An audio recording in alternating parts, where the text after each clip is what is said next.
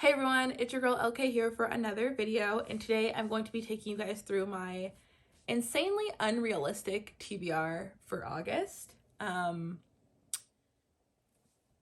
yeah, I haven't done a TBR video in a really long time, and I feel like it's just very fitting that the first one that I do in a really, really long time is grossly unrealistic because, why not? Also, still filming on my phone because I still have no battery charger for my camera, and I'm filming at nighttime, so I look yellow. Welcome to the chaos. But the most important thing is we are filming.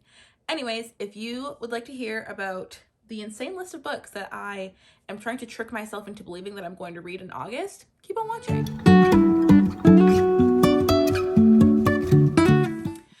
Okay, so why do I have such an insane TBR for August? First of all, August is my birthday month, and I would like to go book shopping for my birthday as I normally do on my birthday. But I will only feel like a decent human for going book shopping on my birthday if I can make a very large dent in my TBR. Now, my birthday is on August 16th, so that respectively gives me 16 days opposed to the entire month of August to get through a solid majority of my TBR.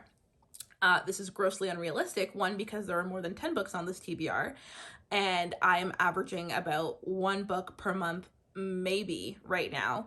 I'm also insanely behind on my Goodreads goal, and it's just been like not a great reading year for me, but a really good writing year for me, as I'm sure you guys will see throughout this month with my writing videos that I've already filmed. So yeah, I need to get back on track with reading, and I'm making August the month that I do that. I didn't actually snap.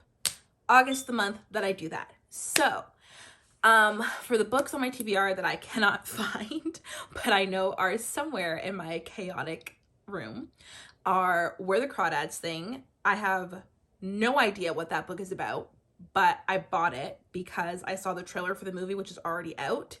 And the trailer looked really, really good. I know it's this girl who is like grew up in a really secluded area of New Orleans, I think like down by the bayou, and something about men going missing and they blame her or something along those lines. So that sounds cool. And I also have that Morgan Manson new contemporary, something Take Me Away for the Night, or I have no idea, something along the lines of A Night in New York, which sounded like an easy read, so I picked that up, mainly because I have no self-control when it comes to book buying. But yes, I did pick that up. So those two books are somewhere. Oh, and I've also started reading Gutter Child.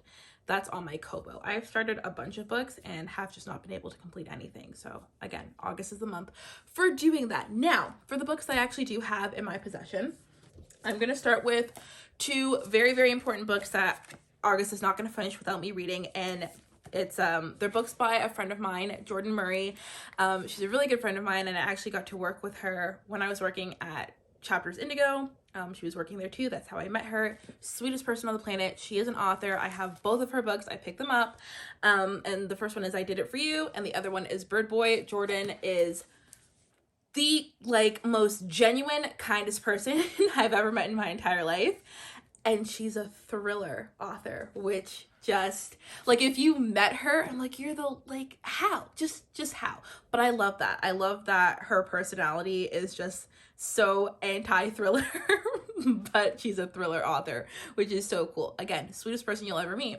But I've started I Did It For You, and I'm just like, sis, are you okay? Which is awesome. I want that in a thriller. So you can get both of these books off of Amazon. I will have them linked down below if you'd like to pick them up and support her. She is a self-published author, which is fantastic and is exactly what I want to do when I finally finish one of my books. So she is a huge inspiration and a great role model for me, and I think you guys should definitely give her books a try.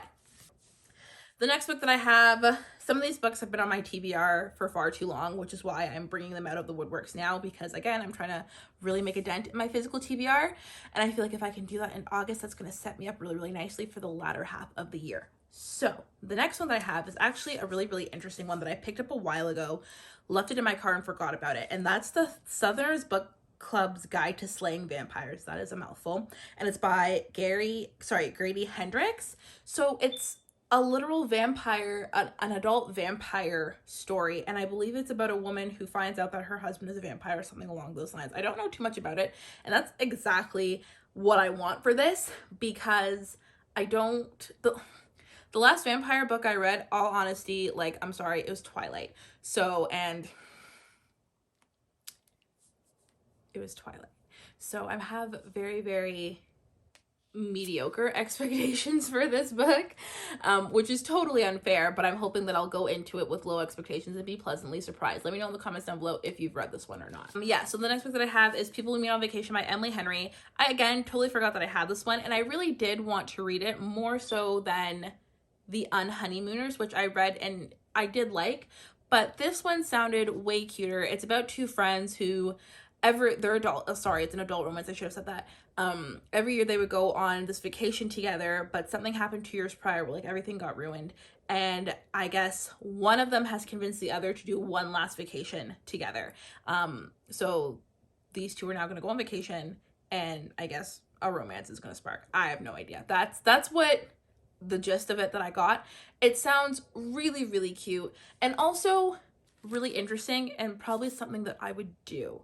So yeah, I like this, and I love the idea that you can still have a friendship in your adult life where, because they don't live very close to each other and they don't see each other save for that one time a year where they go on vacation together. Something about that friendship just seems so genuine to me. So I'm very curious to see how this book goes, and yeah, I'm excited for this one. The next book that I have is actually a classic, and I'm reading it for one of my students who has to read it for school. And that is Perfume, The Story of a Murderer by Patrick Suskind. I don't know how you pronounce his last name, sorry. But yeah, it's this one here. I've started this one. It's one of the reasons I don't usually gravitate towards classics, but I'm trying to. I'm trying to find the beauty in the writing. But we're following our main character, Jean-Baptiste, who was born without the ability to smell. And not only can he not smell, but he doesn't have a scent. And he also he's put into foster care. I'm sorry, I should also mention that this is taking place in 18th century Paris. He's put into foster care, and his foster mother also cannot smell, but she can't smell for a whole different reason. I don't want to spoil it. But she also doesn't have the ability to smell, so she doesn't realize that he doesn't have a smell, nor that he cannot smell either. So, and somehow along the line, a murder takes place. I'm very unclear as to what the murder will be or what's going on. The synopsis is very, very vague. And I have to read the book anyway, so I didn't really put too much thought into caring about what it was about. But I have a feeling it's going to be something along the lines of trying to steal people's scent. My student actually came up with a theory, which I thought was brilliant. And I told her, I was like, if this is not what this book is about, you need to write that book. She said it would be something along the lines of Jean-Baptiste murdering people to somehow steal their scent and like use their scent on himself so he wasn't so weird, because he gets bullied for having no smell. And I was like, that sounds absolutely insane, but so cool. So if that's not what this book is about, I told her she should write that book. But anyways, that's this one. So the next book that I have is a YA fantasy, and this is more for research purposes because I'm currently in the middle of writing a YA fantasy, which you guys will hear about more in my writing videos. Okay. So it's called Blood Like Magic by Lizelle Sambury, who I also follow on YouTube and seems to be very, very lovely. This is following our main character. I think her name is Voya, and she has to save her family's magic by killing her first love, but she's never fallen in love or something along those lines. I believe she has to kill her first love or something like that. I'm so sorry if I'm butchering these synopses. Really, really sorry. But yeah, it sounds really cool. And again, it's more so for research purposes for my own story, because I haven't decided if I want mine to fall in the YA fantasy or like more new adult or adult fantasy. So I'm kind of reading a bunch of fantasies to figure out where mine will fall, I guess. So that's this one. Yeah, Elle.K by Jenny Lee. This is an Anna Karenina retelling in modern day. We are following our main character who is seemingly like A+ at everything until she meets a bad boy and he just kind of ruins her life, as most men do. Sorry, not sorry. So yeah, this one just sounds like a lot of fun. And I believe there's a sequel for it and I would like to get to it, but I obviously need to read this one first. The next one that I have is actually really fun and I'm super excited about it. It's Frankenstein, obviously by Mary Shelley, and it's a really pretty edition of it, and I saw it in the store, and even though I think I have 4 or 5 editions of Frankenstein, I couldn't pass this one up. And even though I've also never read Frankenstein, I just really like pretty editions of books, and I think this one is beautiful. So it is a hardcover, and it's got like the thunderstorm in the castle and like the rolling hills, which are beautiful, and it's got these gilded pages, and like the pages are perfectly crisp white, and I just think it's absolutely magnificent. We're almost to the end of this, 2 more books. The next one that I have also been on my TBR for far too long, and that is A Very Large Expansive Sea by Tahereh Mafi. This is following our main character, who I believe is we're following our main character, who is a Muslim girl in 2002 New York, right after 9/11, and we are just following her life as she goes through this really, really tumultuous time in U.S. history. That's this absolutely tragic time through U.S. history. We're also following the bullying and the hatred and just the outright vile treatment of Muslim Americans during that time. So this is going to be heart-wrenching, but I've never read anything by Tahereh Mafi, and I hear that she's absolutely brilliant, and I've seen a bunch of interviews with her and she seems brilliant, so I would really like to read a book by her, and I feel like this is a good one to start with. The last book that I have on this TBR is, again, another fantasy, mainly for research purposes, and that is The Last Legacy by Adrienne Young.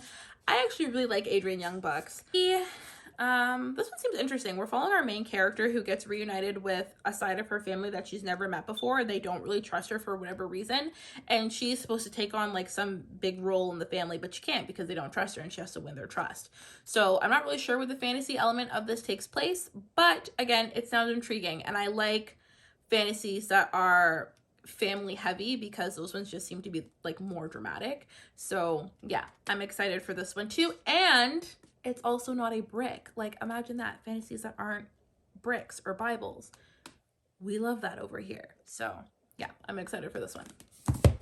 Okay guys, if you made it to the end of this video, you are a real VIP because this TBR was insane. Wish me luck. I will probably do some reading sprints and some writing sprints throughout August to help me get through this crazy TBR.